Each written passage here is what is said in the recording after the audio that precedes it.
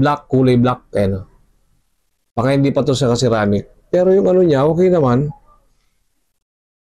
Ayan o. Maganda rin siya. Yung blade nito. Taper blade. Ito maganda pang mga beginner o kaya mag-aaral pa lang kayo. Ito mga magandang blade na kailangan meron kayong ganito. Recommended ito mga ganito na taper blade. Yan ang angat niya. Oh. So dito naman, sa click lever niya, bibilangin natin. No? Bilangin ko nga ang taper blade click lever nito. Yung adjustable length. 1, 2, 3, 4. O 4 din. Pero kay sa iba, 5 daw nakalagay. 1, 2, 3, 4.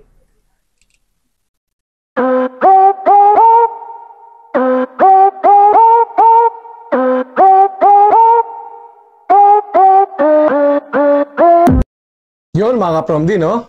Andito na naman po tayo. Isa na naman pong unboxing ang isi-share ko sa inyo na video. Sana po ay masubaybayan nyo mga Promdi. No? Tara, pisin na natin. Eto mga ka-Promdi. Ito yung matagal ko ng clipper na hindi ko pa nabubuksan-buksan. First time ko ulit mabubuksan. I-unboxing ko saglit sa inyo mga Promdi. No? Meron tayo ditong JRL FF 2020C, no? Ayun kanya model, no? Chinese din to. Chinese na may gawa nitong JRL mga Promdi. Pero ito, first time ko magkakaroon ng JRL. Pero ito, matatagal na to. Sa susunod, gusto ko rin makabil ng JRL na mga bago. So, meron tayo ditong JRL na clipper, no? Ang kanyang model ay FF 2020C. Okay?